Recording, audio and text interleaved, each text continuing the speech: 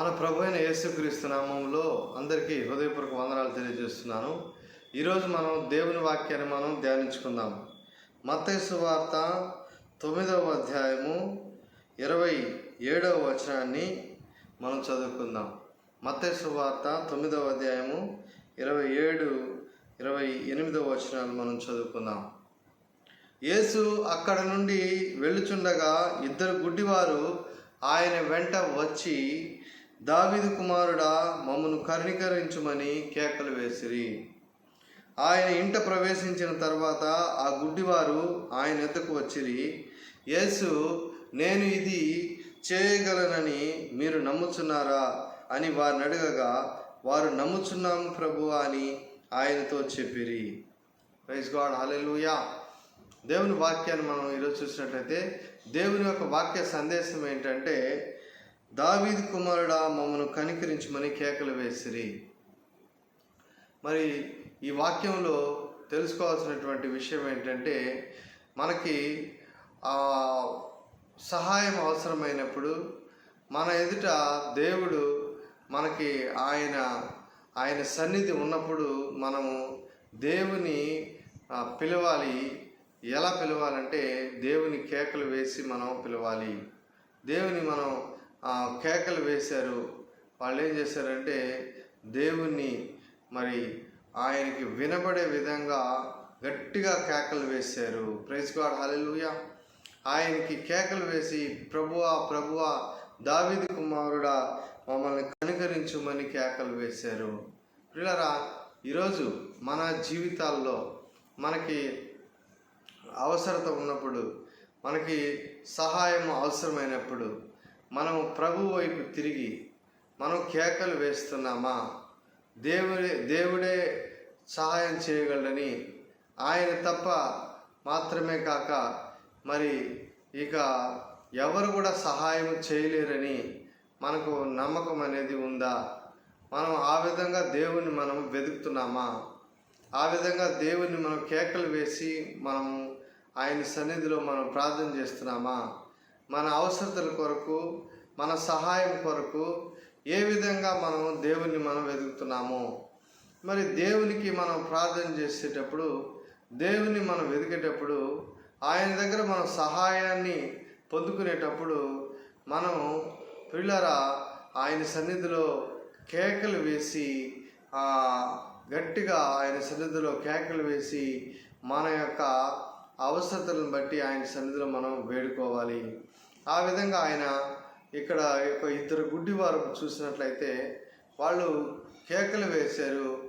దావీదు కుమారుడా, మమ్మల్ని కనికరించమని వాళ్ళు కేకలు వేయడం ద్వారా యేసు ప్రభు వాళ్ళ ఇంటి దగ్గర ప్రవేశించి ఆ గుడ్డివారిని చూసి ఆయన అడుగుతున్నాడు, నేను ఇది చేయగలని మీరు నమ్ముతున్నారా? ఎప్పుడైతే ఆ మాట ఆయన అడిగాడో వాళ్ళు ఏం చెప్తున్నారంటే, ప్రభు, మేము ఇది నీవు చేయగలవని మేము నమ్ముతున్నామని చెప్పారు.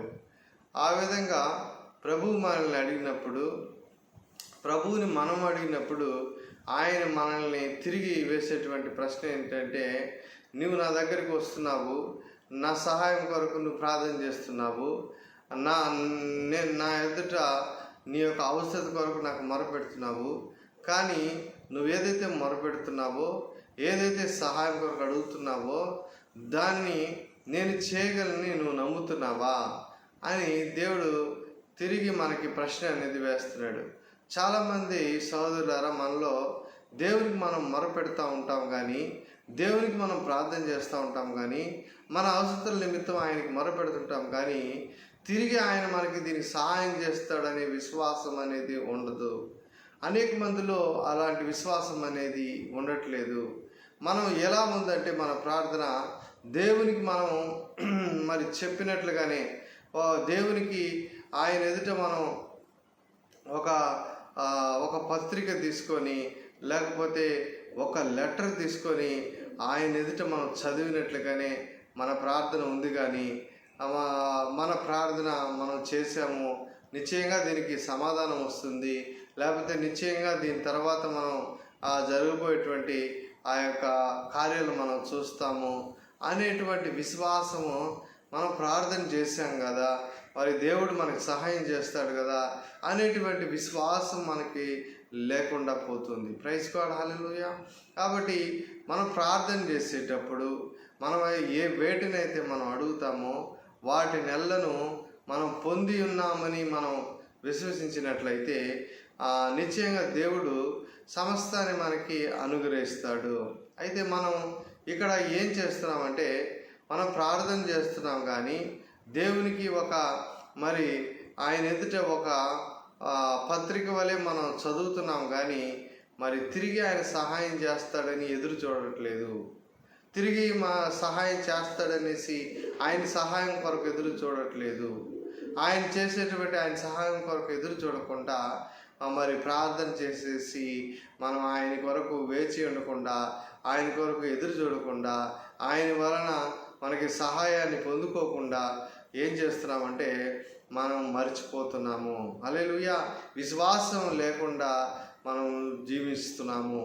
కాబట్టి ఒకవేళ ఇలాంటి పరిస్థితిలో ఒకవేళ మనం ఉన్నట్లయితే ఈరోజు దేవుడు మనతో మాట్లాడుతున్నటువంటి ఈ వాక్య సందేశం ఏంటంటే, ప్రియులారా, మనం ప్రార్థన చేస్తున్నాం కానీ దేవునికి మొరపెడుతున్నాం కానీ ఇక్కడ తిరిగి ఆయన ఎదుట ఆయన వలన మాత్రమే నేను సహాయం పొందుకోవాలని ఆయన కొరకు ఎదురు చూడట్లేదు. హల్లెలూయా. అందుకే ఇక్కడ ప్రభువైన యేసు వారిని చూసి, ఆ ఇద్దరు గుడ్డి వారిని చూసి ఆయన అడుగుతున్నాడు, నేను ఇది చేయగలనని మీరు నమ్ముచున్నారా అని వారిని అడగగా వారు నమ్ముచున్నాము ప్రభువా అనిరి. ప్రైజ్ గాడ్, హల్లెలూయా. కాబట్టి సహోదరులారా, ఈ విధంగా దేవుని ఎదుట మనం విశ్వాసం అనేది ప్రభువుకు ప్రార్థన చేసినప్పుడు మనం తిరిగి ఆయన యందు విశ్వాసం ఉంచి ఆయన కార్యం కొరకు మనం కనిపెట్టాలి. విశ్వాసంతో ఉన్నప్పుడు ఆయన నిశ్చయంగా సహాయం చేస్తాడు. ప్రియులారా, దేవునికి అసాధ్యమైనది అసలు ఏది కూడా లేనే లేదు. దేవునికి ఏమాత్రం కూడా అసాధ్యమైనది ఏది కూడా లేనే లేదు. ప్రియులారా, ఆయన వల్ల మనం అడిగి పొందుకోవాల్సింది ఏదైనా కూడా సరే ఆయన సమస్తాన్ని అనుగ్రహిస్తాడు. ఆయనకు అసాధ్యమైనది అసలు ఏది లేదు. ఆయన మన కన్నులకి ఆశ్చర్యాన్ని కలిగించే దేవుడు. మన అవసరాలని అద్భుతంగా ఆశ్చర్యకరంగా ఆయన తీర్చేటువంటి దేవుడు. ఆయన మనకి అసలు ఏం మాత్రం కూడా మనం ఊహించిన దానికంటే మనం అత్యధికంగా ఆయన మనకి అడిగిన దానికంటే ఆయన అత్యధికంగా ఆయన చేయగలిగినటువంటి దేవుడు. పిల్లరా, హల్లెలూయా. ఎఫెసీయులు మరి దేవుని వాక్యంలో మనం చదువుకుందాము. ప్రైజ్ గాడ్, హల్లెలూయా. దేవుని వాక్యం చదువుకునే ఎఫెసీయులకు రాసిన పత్రిక 3వ అధ్యాయము 20వ వచనం 21వ వచనంలో మనం చూస్తున్నట్లయితే దేవుని వాక్యం ఏం చెప్తుందంటే, మనలో కార్యసాధకమైన తన శక్తి చొప్పున మనము అడుగు వాటన్నిటికంటేను ఊహించు వాటన్నిటికంటేను అత్యధికంగా శక్తి గల దేవునికి క్రీస్తు యేసు మూలముగా సంఘములలో తరతరములు సదాకాలం మహిమ కలుగునుగాక. ఆమేన్. ప్రైజ్ లార్డ్, హల్లెలూయా. దేవుని వాక్యం ఏం చెప్తుందంటే, ఆయన రక్షింప నేరక ఉండినట్లు ఆయన హస్తం అనేది కుర్చ కాలేదు ప్రియులరా. నేరకుండానట్లు ఆయన చెవులు ఏమాత్రం కూడా మందము కాలేదు ప్రియులరా. ఎందుకు ఆయనకు మన ప్రార్థన వినపడట్లేదంటే, ఎందుకు ఆయనకు మన యొక్క కేకలు ఆయనకి వినబడలేదంటే ప్రియులరా, మరి మీకును మరి నాకును మధ్య మీ పాపములు అడ్డముగా వచ్చి ఉన్నవని దేవుడు మరి యెషయా గ్రంథంలో ఆ వాక్యాన్ని మనం చూసినట్లయితే ఆ విధంగా దేవుడు తెలియపరుచున్నాడు.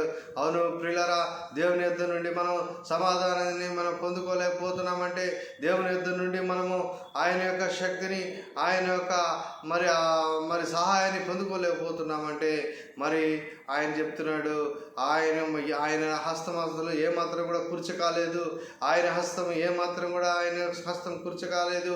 ఆయన విననేరకుండానట్లు ఆయన చెవులు ఏమాత్రం కూడా మందం కాలేదు. కానీ ఆయన మన కొరకు ఆయన వేచి ఉన్నాడు. ఎందుకంటే మన పాపములు ఆయనకి మనకి మధ్యలో అడ్డముగా వచ్చి ఉన్నవి. హల్లెలూయా, హల్లెలూయా. కాబట్టి ప్రియులారా, మరి ఈ యొక్క పాపముల విషయమై ఇవన్నీ కూడా శరీర సంబంధమైనవే. ఈ పాపం